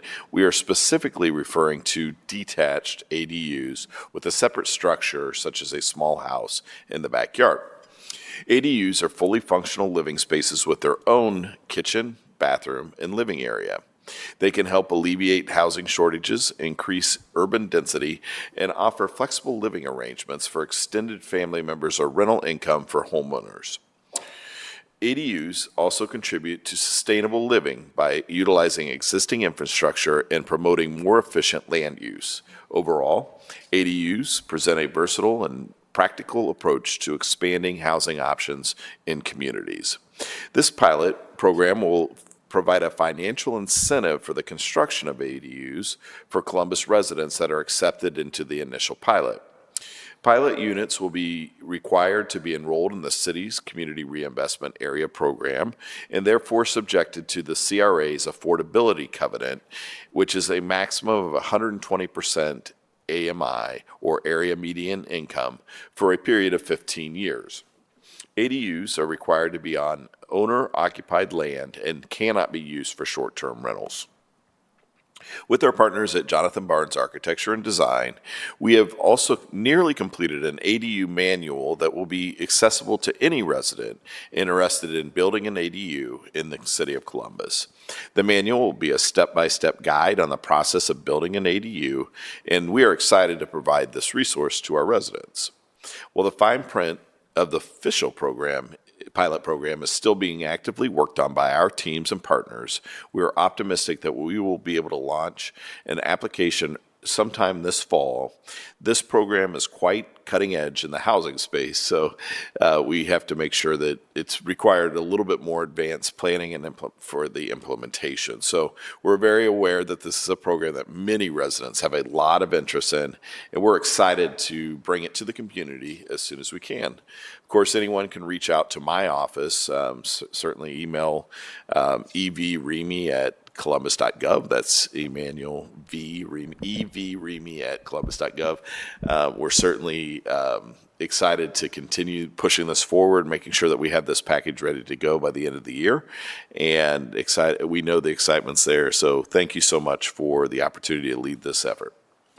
Thank you, Councilmember Remy. I have a couple questions for you. What's the benefit to using the manual, and do I have to use the manual if I'm interested in putting an ADU on my property? No, you don't. You certainly don't have to, but then you're on your own. You're kind of, what we were trying to do is provide a resource so that people, if they just have no idea about doing accessory dwelling units, this will be just that step by step. There are significant code changes, variances that you need to do this. Someday we hope to get it very simplified, but as it stands right now, there are some steps that have to be taken. So it's important to have that kind of outline so that you understand the process in order to do so. Typically, in the case of ADUs, you're going to need a sewer tap and hook up to the water. So, there's some things that are a little bit more complicated than just bringing a camper on your lot, for instance. So the manual could be viewed as almost like a catalog, and you could pick out the type of unit that you would be interested in, and that would help you streamline through the process? Sure. I mean, there are certainly plans that you could take advantage of that would be available through this manual, but there are also units that can be purchased on, kind of brought in onto the lot, put onto a foundation. You've seen these things, tiny homes. There's lots of shows on HGTV that talk about these types of housing. So there's several different opportunities to be able to do so. And we think that, again, the goal is to try to set up as many, see how fast we can set up ADUs to provide some relief in the affordability market. Absolutely. And I'm so grateful that you mentioned that this is not going to support anyone who's looking to do a short-term rental or Airbnb on their property. Just want to reiterate that is the case. We have heard significant feedback about the short-term rental market, and there being the need for us to kind of wrap our arms around some of the unintended impacts of that, and specifically how it relates to the housing crisis. So this ADU pilot program is not for short-term rentals. Absolutely not. Again, it's about affordability and making sure that we provide additional opportunities for our residents for housing affordability. And do you have an idea of the potential impact that this could have in our community, or it's kind of up in the air right now? I would say based on the buzz and the continued conversations that we have when I'm out and about in the community, I think it's there's just a lot of interest in people that really want not only to have that ADU on their property, but they want to help. Yeah. And so they see this as an opportunity. I've got a little bit of land. I want to be able to provide a resident that it could be an in-law, for that matter, but we want to be able to provide the opportunity for housing affordability throughout the city. And this is really one more puzzle piece that could help to do so. I'm really excited about this pilot program as well, because the reality is that Columbus is changing, and it is not a community that is built of just single-family residential homes or multifamily homes. There are residents that are moving into our community that are coming from the West Coast or the East Coast, and so tiny homes and rail cars are something that they're already used to. So people are looking for different types of housing solutions in our community. Yeah, absolutely. I mean, I've toured the village in Kansas City, for instance, mostly for veterans that are there. I mean, there's Vista Village that's going in off of Refugee Road. I mean, this is a housing option that's quick to set up. And for many people especially those that are unhoused, it's an opportunity to be in a resident where they can, be in a secure place, have their own facilities to use and certainly live a life under a roof, which every resident in this city deserves. Thank you so much, Councilmember. Thanks, Chair. Rosa de Padilla. And Councilmember Remy, again, for the distinction of what this may be or what it may not be when you think about an accessory dwelling unit, is the sole purpose housing, or could it be, I work from home, so I want to use this for that maybe in the interim, and then maybe later I do something else with it, or I want to have a small business that might be in the back, or is that under a different sort of zoning classification? It's possible. There's variance process for that, but not for this pilot. Again, this is for housing. This is for providing housing affordability for every resident that might need. So see how quick we can get this set up. And, if the quicker that we can do it, to get these units online, the more impactful it is for our residents. Thank you. Councilmember Dayalcower. I'm anticipating a question that I will receive. So these ADUs are structures on a foundation as opposed to trailers that can be brought in? I think that's the intent. I mean, that's one of the details that that will be in the more fine print of this pilot. But the intent is it's not a trailer. Okay, because I anticipate getting that question. Sure. Yeah. Yes, Councilmember Green. But if it was a trailer, what would be the problem with that, I guess? Well, again, you'd have to talk to Director Messer and his team about that, but that's not what this pilot's about. Well, trailer in the sense that it is something that is movable, right? Right, not necessarily like a material that is really. So I like how we're debating this. Director Messer. Yeah, Give us some clarity. Sure. I just think you see a lot of people. Essentially, yeah, a trailer would not be a dwelling unit. It's a mobile structure. It's completely regulated differently in the zoning and building code. So what we're talking about are actual dwelling units. And Then as a follow-up to that, is there a place in looking at this section of the code? So right now I know that a mobile, like a camper or whatever, is not prohibited to be stored in a residential area. Do you see a situation where at some point we might permit, a permitted mobile structure as an accessory dwelling unit, even though it is not, firmly planted on the ground? there could be things that we would look at, as Councilmember Remy mentioned, we're looking at the fine print and talking about what we are actually looking at, whether it's a tiny home. Tiny homes sometimes have struggled to comply with the building code, so we have to look at those issues. If you look at more of these sort of what we would consider maybe a prefabbed unit that gets certified by the state as meeting certain building code requirements. There's a lot of initiatives and creative things out in the world right now where people are trying to deal with this housing challenge, and so we're open to be creative, and we're going to work with council member and city council to, do what we can to make this work. I think the future zoning code updates that we're going to be looking at. We'll be tackling accessory dwelling units and some of these issues.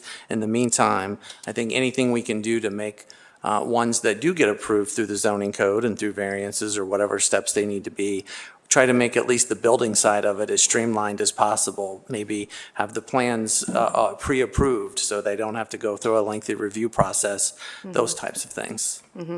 I just see a lot of the similar sort of phenomena of people, wanting to live in a more mobile unit, but it's a fully functioning home, oftentimes very, eco-friendly and runs off of solar and, I think hopefully a place for that here in Columbus within reason. I'll just add to that, again, that's what the purpose of this pilot is to demonstrate, some of the strengths of doing something like this and some of the weaknesses. And so it gives us the opportunity then to make those corrections, more long-term when you talk about changing the code, for instance. So, we're excited. And I think that it'll be a very nice and well-used pilot once we get it off the ground. Absolutely. And thank you, Director Messer, for working in partnership with us as we work to try out new solutions to address our housing crisis in Columbus, always acknowledging that there's not going to be one silver bullet. We've got to do a lot of different things to meet a lot of different types of needs in our community. Finally, but last but certainly not least, I'd like to introduce John to News. He serves as the Senior Policy Advisor in Council President Shannon Hardin's office to provide an update on the wholesaler regulation policy.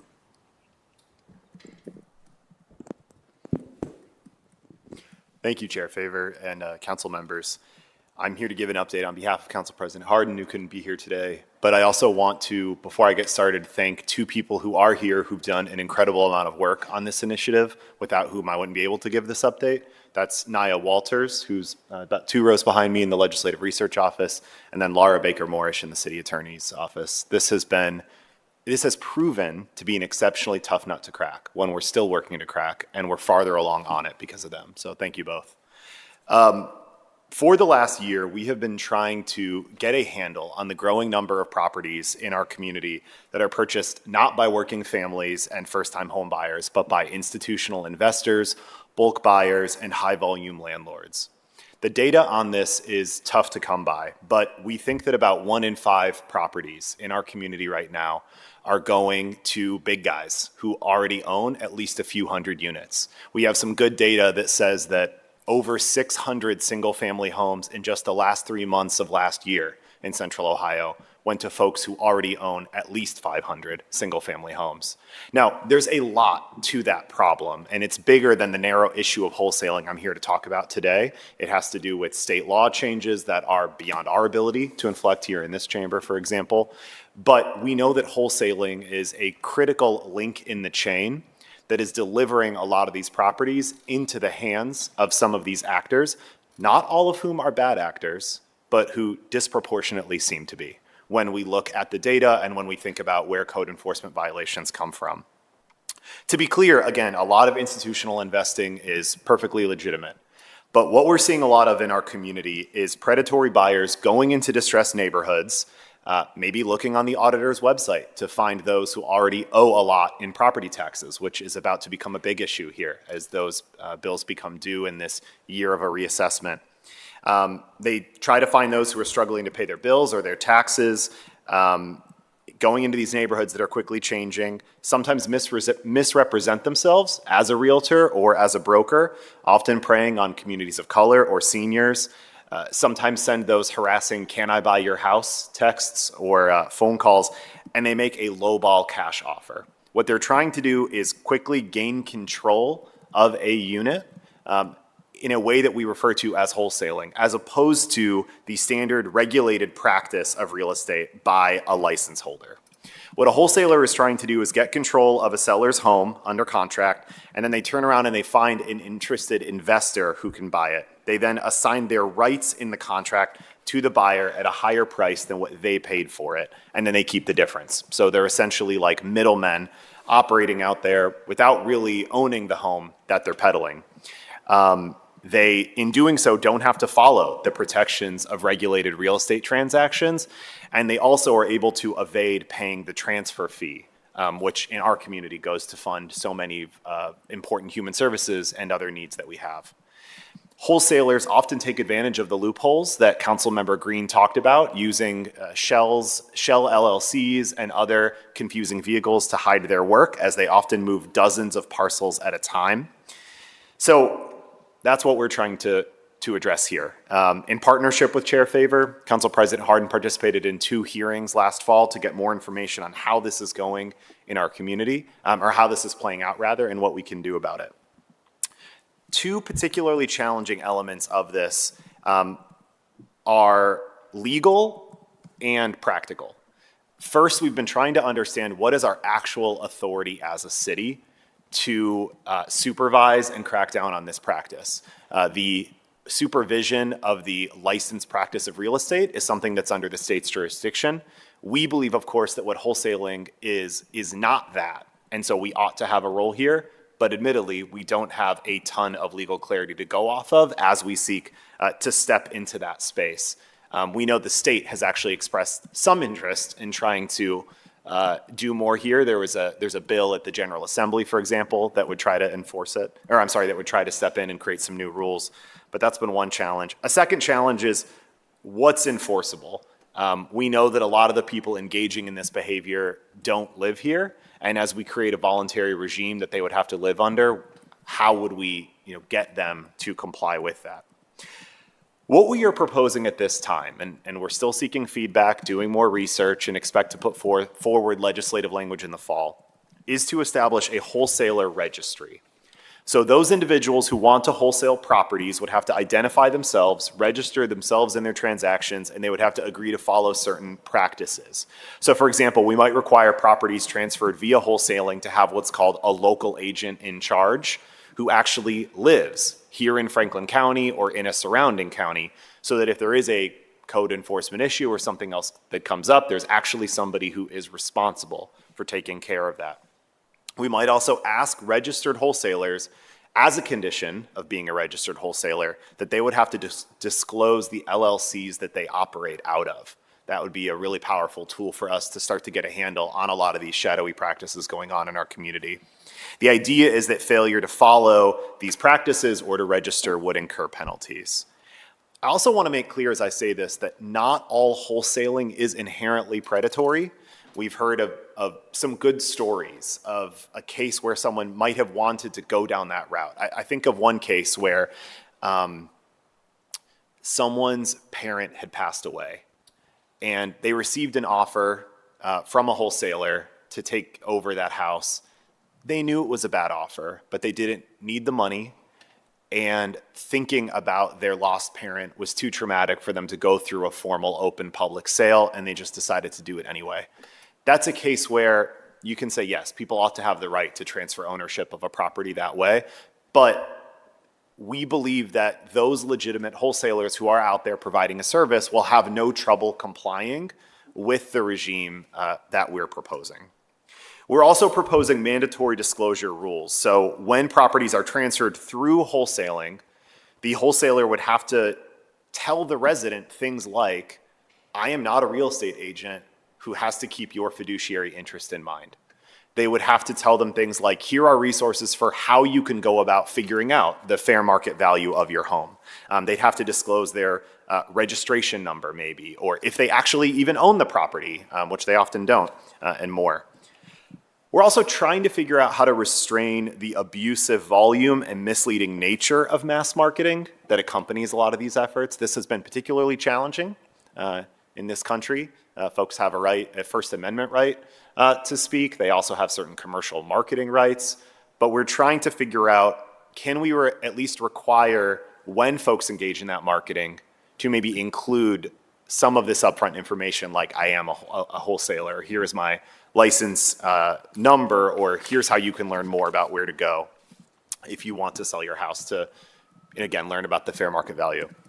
The other thing that is coming up repeatedly in our conversations is that we can establish a wonderful, perfect regulatory structure, but if we want people to follow it and know that they have these protections, we'll have to undertake an extensive marketing and education effort. So we envision a campaign that would help help homeowners understand what wholesaling is, why it's not their only option, how they can negotiate a good deal, how they should report bad behavior if they experience it, potentially identify, red flags, saying if these things occur in a transaction, that might not be a real estate broker or licensee, that might be a wholesaler, and here's what you can do about it. So that's where we are. We still have a lot that we need to work through. We're reviewing draft legislative language now. We'll start to circulate that with stakeholders and experts to get their feedback. But as I reiterated, we would love to advance legislation this fall. I am sad to report that because of the county auditor's property tax reappraisal and the fact that a lot of folks are about to be behind on their bills, I would expect that the predatory wholesalers are circling like sharks, smelling blood in the water. And I want there to be protections for our residents as soon as possible. So with that, I'm happy to pause and take questions.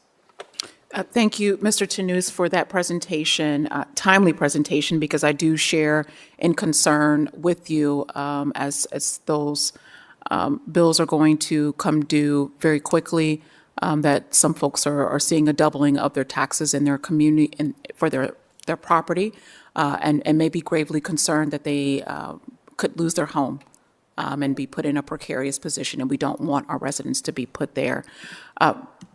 But given that, why would someone choose wholesaling, working with a wholesaler, over working with a real estate agent? Yeah, it's a good question, and it's one we've tried to understand as we've worked through this. I think that for a lot of residents, it is simply a lack of education.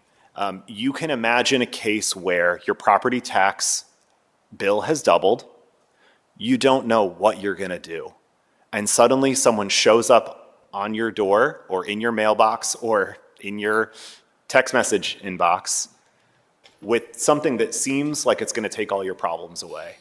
And so that might be very attractive. Now, that's a case where someone is maybe not operating under full knowledge.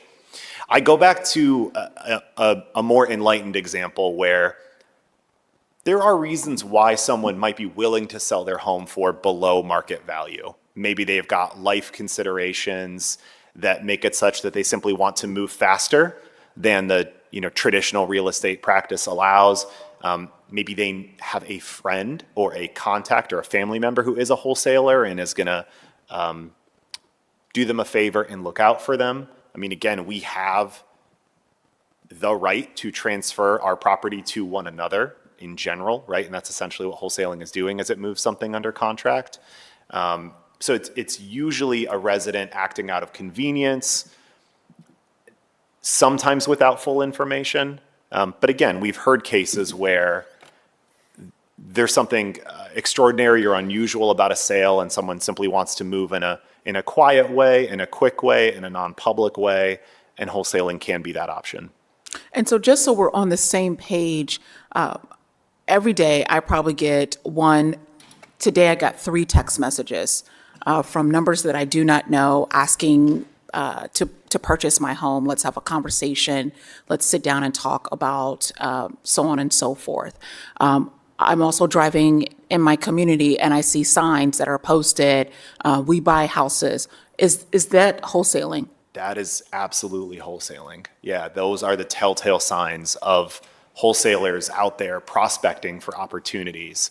And, I would add one of the fun and disturbing parts of this research process was where I had my intern pretend to be a wholesaler and finagle her way into all of the Facebook groups where they congregate and swap best practices and notes. There are seminars out there that literally teach would-be wholesalers how to do this.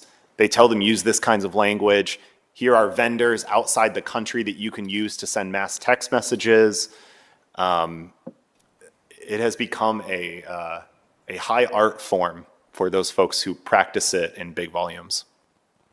And also to be clear, there is no licensing process for wholesaling. No, that's right. If someone wanted to become a real estate agent or broker, they would have to get a realtor's license, or they can also do that actually with a law license. And I want to be clear, there are some wholesalers out there who have a real estate license or a law license. And out of an attempt to not let the perfect be the enemy of the good in this legislation, we're probably not going to focus on those, because that gets quite tricky about what we think is our municipal ability to enforce something versus what we think the state has exclusive jurisdiction on.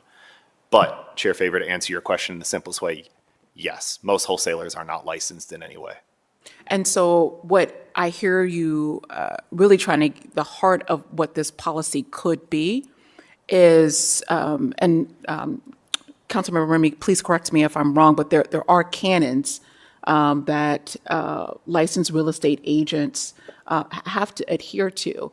And unfortunately, folks who are engaging in the practice of wholesaling don't have such canons and laws that they must adhere to. And so we're really trying to get at the spirit of a clear and fair transaction for folks in our community. Is that accurate? Absolutely. Okay. Councilmember Rosa de Padilla. So I appreciate the move to even thinking about the language when it made me think of like when a bill collector is like, this is an attempt to collect a debt, and they have to record it and, formalizing that process. What do you envision the complaint or the process for filing a complaint? So if I am feeling like I'm getting harassed or I'm getting these messages or there's a particular company, right, similar to like the Better Business Bureau or other things, what do we envision that looking like, and where does that live? Does that live with BZS? Does that live with? Yeah, that is an all-important question, council member, and it's one we don't yet really have the answer to. We don't want to create a regulatory regime that we can't enforce, right? And we've had wonderful conversations, and I'm happy to defer to Laura if she wants to chime in here on what are all the pieces of information that a city prosecutor would actually need to be able to go after one of these instances. It could be extensive. The city of Atlanta is one of the relatively few cities that have tried to legislate on wholesaling. And in their case, it requires, and Nia Walters can correct me if I'm wrong, I think like over 7 or 8 pieces of distinct information to be able to sort of prosecute a case over essentially like maybe a text message, right? And so that is eventually going to be a challenge here. We haven't yet even started engaging with Director Messer's team to talk about what that would look like. We envision broadly some kind of online portal where you can record your complaint, file documents, and then have it looked into. I would also say, in the spirit of something that Deputy Director Hannah Jones shared earlier about the relocation ordinance, in the way that tries to send a signal to our community about what we're willing to allow and what we tolerate, I think we hope that a robust ordinance regulating the practice of wholesaling will itself have a positive effect by making some of these folks simply decide Columbus is a place where it's not worth it for me to try to do business because it seems that I could find myself in hot water. No, that's fair. I think that's where my head went, is that, not so much that I personally want to say, we have the ability now to block numbers, we have the ability to do this, but if you are indeed a wholesaler who is engaging in bad practices, what is then the repercussion if you get multiple folks? Again, I think about, even now, if you get a number on your phone, you can usually Google it and it'll tell you this is a scam call, or this is a, bill collector, or this is something, right? Like, we have technology that works in our favor to the point that I think that you're making. But then my wonder is then how do we actually kind of help to enforce that? And maybe some of that is just the signaling, right? Some of that is just the signaling of now people are kind of onto us and we're not going to gain much traction. Just because I imagine that the enforcement of this would just take lots of resources, right? Like, I imagine, we'd have to expand some sort of a department or have like investigators or other things that would complicate the process. So I just wanted to understand, like, how far down this path are we thinking of going, and what does this look like for the future? So, thank you. I would add too, in terms of the enforcement, the good wholesalers out there who aren't doing anything wrong are usually not the ones engaging in mass marketing. And so what we've figured out here is that mass marketing is a key piece of this puzzle. Someone might be less likely to send out 1,000 text messages if it only takes one of those landing in the hand of a very engaged citizen who decides to do something about it and can suddenly cause a lot of trouble for them. So we're trying to think about that, and we don't have it all figured out yet. And if anyone in this chamber has ideas, we want to hear them. Thank you. Are we looking at this type of infraction being under the criminal code or under the civil code? Because as I'm remembering from our briefing earlier today, Laura, I think isn't the burden of proof for a civil violation a little bit less extensive? What was the term used? Based on a preponderance of the evidence? I'm learning from Thank you, Councilmember Green. A lot of discussions are going on related to how enforcement might be effectuated regarding wholesalers. I think a lot of things are still being considered for the very reasons that you've raised. Yes, you are correct. The burden of proof is different, but we also have to think about what the intended goal is in terms of what we're trying to achieve. Sometimes a criminal violation is the better way to go. Sometimes a civil penalty is the better way to go. And we also have to stop and think about the enforcement questions. A number of things that make wholesalers tricky in terms of municipal ordinances that go after them are some of the things that John has alluded to. Not only do we have problems with state law that creates preemption issues in licensing areas, but we also have to deal with a number of the quote-unquote violations that we think about are actually maybe potentially regulated by the federal laws related to communications. We have to start thinking about First Amendment rights to be able to make some of these calls. Marketing is always a challenging area to regulate for these reasons.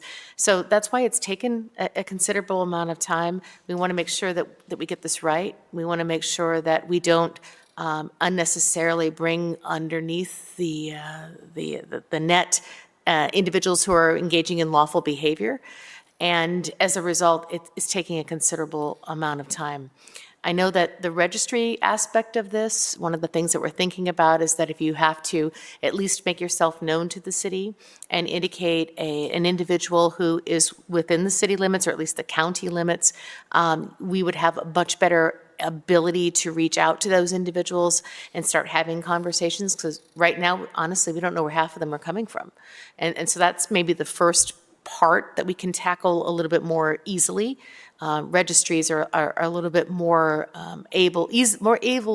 more easily able to be administered, and then we can start thinking about if there are quote-unquote violations for some of the behaviors that are more predatory in nature.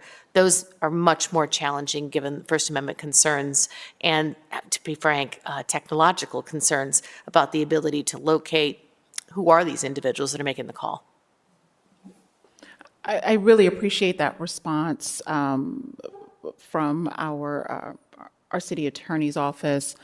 Given the fact that the reality is that the best solutions for dealing with a problem as expansive as wholesale regulation really should stem from a state policy solution, and as we're talking about text messaging, a federal solution. And so thinking about controlling what we can control in our community.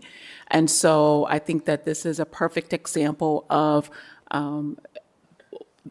us recognizing that this is a problem in our community, recognizing that as a legislative body at the local level, that we may not have the ability to have the reach that we all want to, but we can do something to ensure that we're addressing the heart of the problem. We won't be able to get it all the way, but we'll get, we'll take a step in the right direction. In Chair favor, and if I could just add one thing to that effect, I think one reason why it's important for us to do something instead of nothing, even if we can't do everything, is that Columbus, Ohio,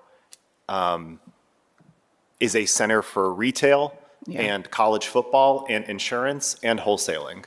According to data that we have, about 1 in 10 single-family homes that went to institutional investors last year was in Columbus.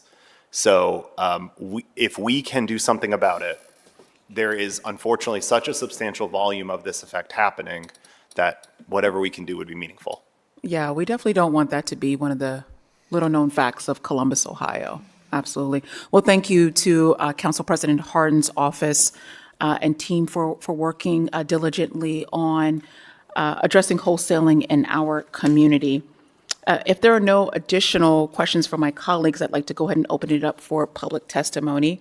And I did misspeak. We have 4 public speakers this evening.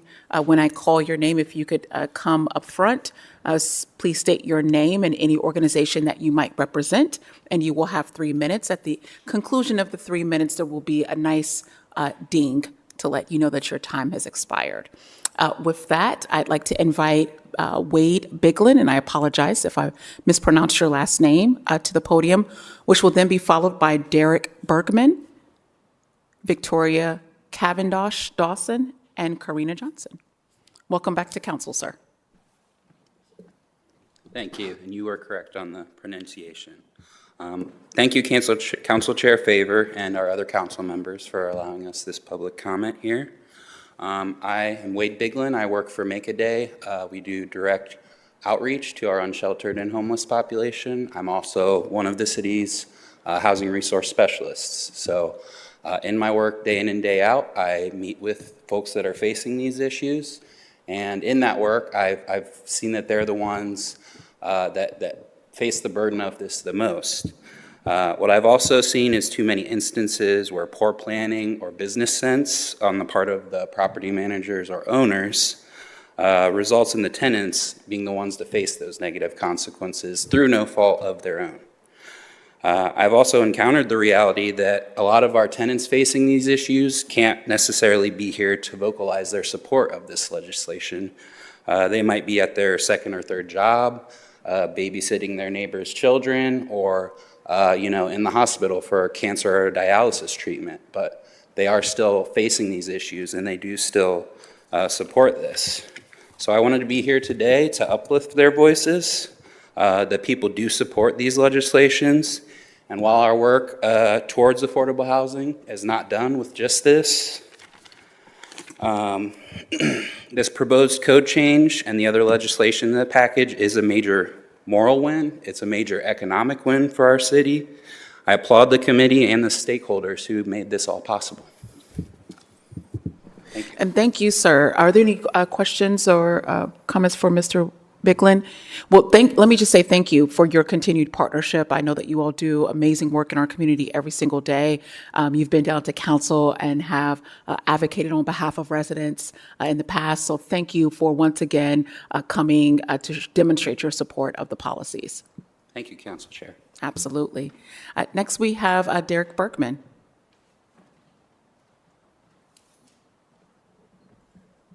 Welcome to council.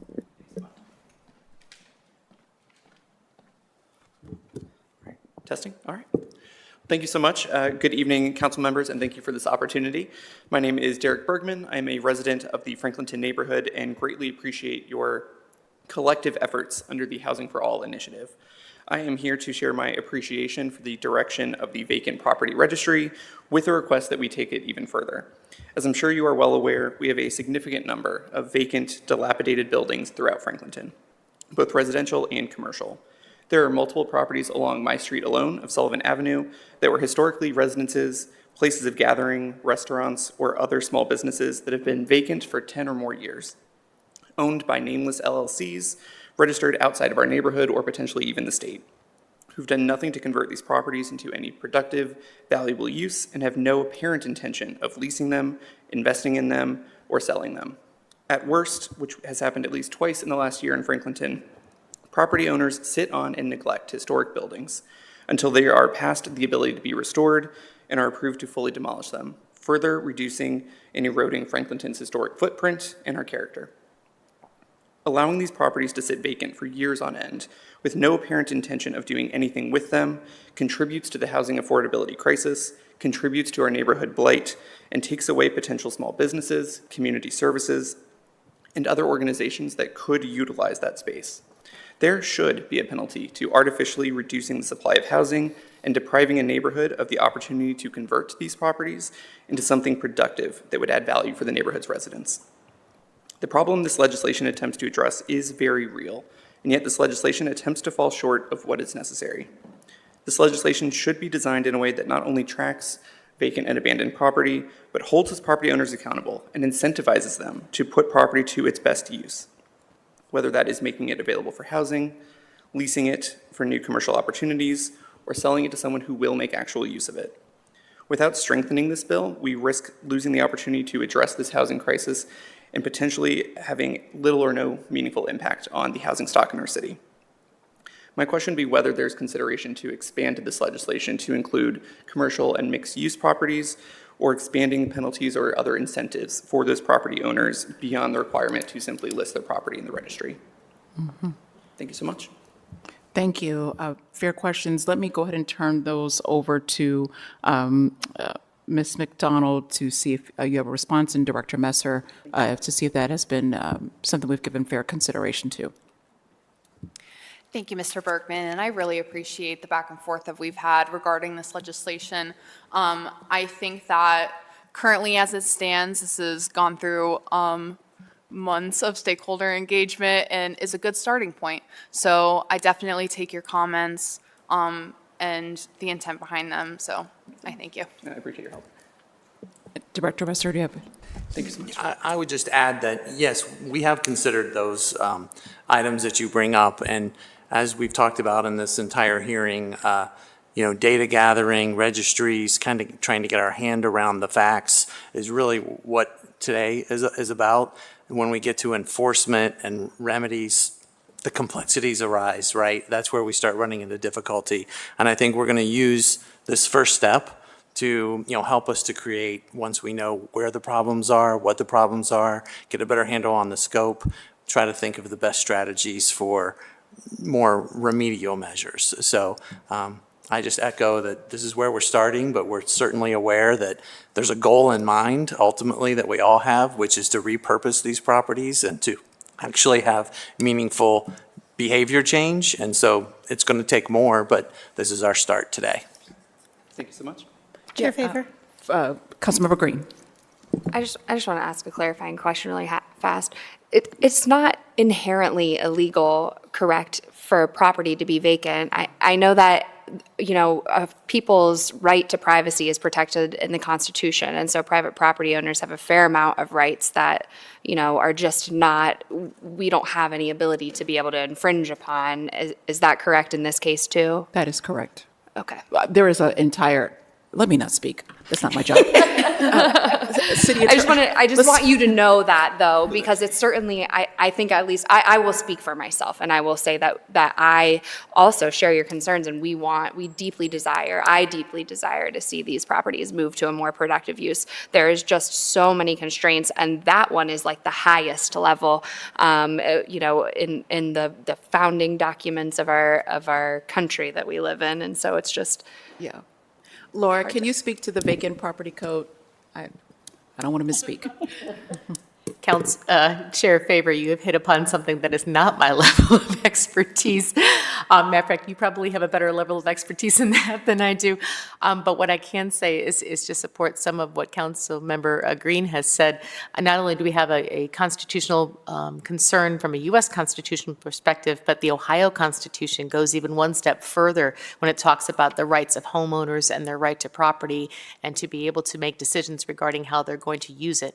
Now, of course, if it's out of code, if there are issues, with the dilapidation, those are things that could be exercised, and that's one of the purposes of the registry, to be able to identify individuals who have contact with that particular property so that we can reach them when we have code violations and attempt to bring them into a better use. Vacant property code is Title 45. Is it Title 45? Now, why are you all trying to make me go back?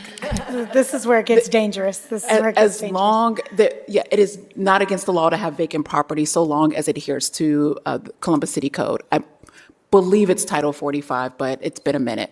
But as long as the property owner is keeping their property maintained to those levels, then there is nothing that we can do. And I always say, you know, look, we live in Columbus, but we also live in the state of Ohio, and gun rights, property rights are right up there with gun rights in Ohio. So, but your point is very well taken. And I appreciate the response from the department, as well as Councilmember Doran's office, recognizing that this is the start, but it's not the finish. Chair Favor, I also want to add, well, first of all, I want to also say thank you for your advocacy. Mr. Bergman was with us last night during our capital budget hearing until like 9:30. So thanks for hanging with us twice. People at home are going to start to recognize you and ask for your autograph. I want to say something else to the point of the advocacy of our folks. I mean, part of this conversation tonight is that folks understand, I think sometimes as we're walking through these processes, it almost seems like we're setting up barriers, right?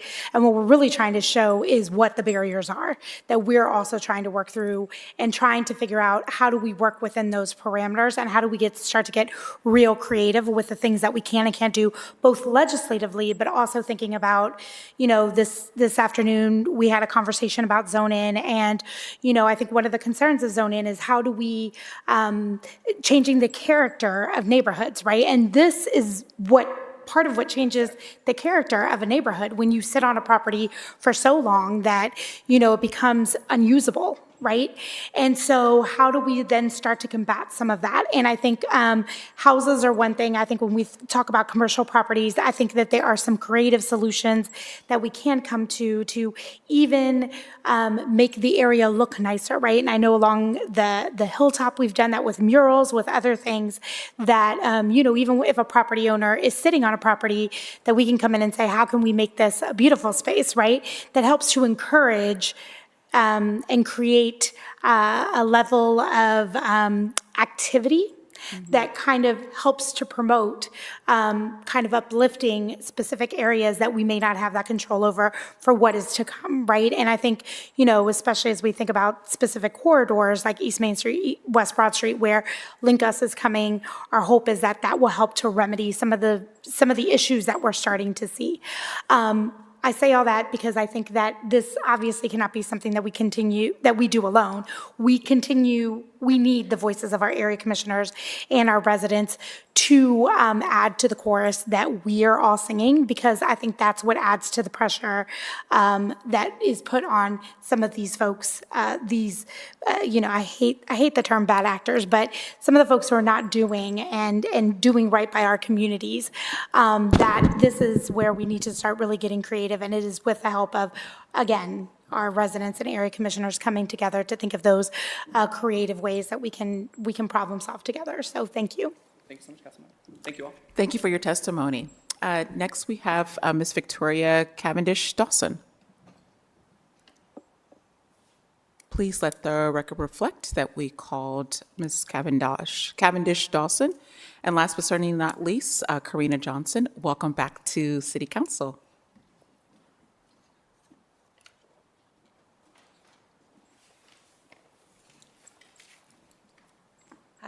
Hi, everyone. My name's Karina Johnson. I'm an affordable housing advocate, consultant, and a resident of the Hilltop. And I'm actually here just to express my support for the proposed ADU legislation. I wanted to just share a personal story. So I was blessed to be able to purchase my first home in 2015. And I felt especially lucky for 3 reasons. I was a first-generation homeowner, I was a single woman, and perhaps luckiest of all, my first home had an ADU in the backyard. So I rented that ADU to a family friend, and I had the benefit of having help growing food in the backyard, someone to look out for the property when I wasn't home, and best of all, that ADU paid for half my mortgage, and it gave me much-needed financial security. So fast forward. Actually, one other thing. That experience also made me a really strong advocate of ADUs, and I actually helped get legislation passed to make them legal in my hometown. So it was a pretty life-changing experience. So fast forward 9 years, and I no longer have that home, but now I have a different housing situation. I have an aging mother whose monthly rent is more than my monthly mortgage payment, and her mobility is decreasing. And I would love to build an ADU for her in my backyard. The addition of ADUs in Columbus offers a flexible and efficient solution to our housing crisis. ADUs can provide affordable living spaces for small families, young professionals, and seniors alike. My aging mother will soon require closer care and support. The ability to build an ADU in my backyard would enable me to provide her with safe, comfortable housing while maintaining her independence. This option would significantly ease the financial and emotional burden associated with her housing and care. So the other thing is, for those who are currently in a situation more similar to the one I was in the beginning of my homeownership journey, ADUs can provide a much needed rental income for property owners who have extra space in their backyard and are interested in using their extra space to create much needed housing. So I just wanted to say thank you for your hard work, creating more of a path forward for ADUs in Columbus, and just want to say I'm an advocate, and I'll probably keep speaking on this as you get closer to getting it passed. Yeah. So thank you. Thank you so much, Ms. Johnson, and more importantly, thank you for sharing that testimony. I think sometimes when we're using this talk, ADUs and things like that, it's hard for people to conceptualize, and so putting an actual face with somebody who has experienced the power of what an ADU can actually do is incredibly important for residents in our community. So thank you for sharing that story. Thank you. Wonderful.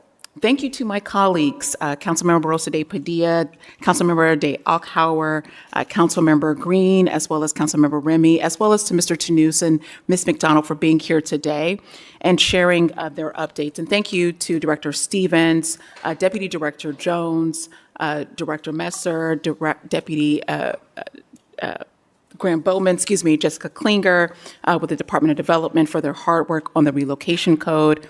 A big thank you to Mr. Skavinsky with CSB, as well as Ms. Benson with legal aid, as well as all of our community members that were here with us today. And as I've said many times before, we cannot fix this housing crisis with one policy.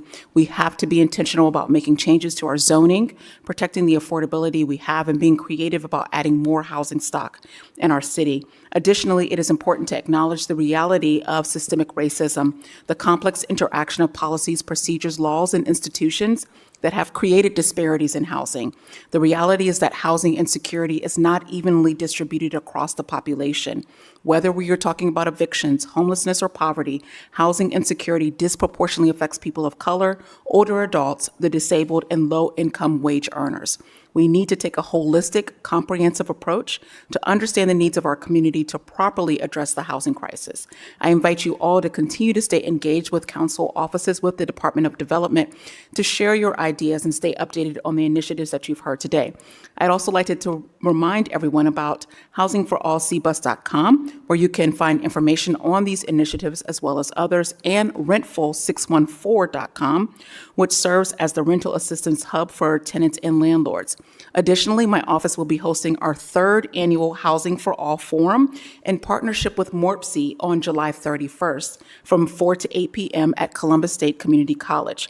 To learn more and to register, please visit www.housingforallcbus.com. And if you have additional questions on the legislation, you can reach out to my legislative aide, Sandipti Jindal. Finally, I'd like to thank my staff and Naya Walters with our Legislative Research Office, as well as our team here at City Hall, helping us with our technology and streaming, Mr. Mark Carter, as well as the great team at CTV. This will now conclude our hearing. Have a wonderful evening. Thank you.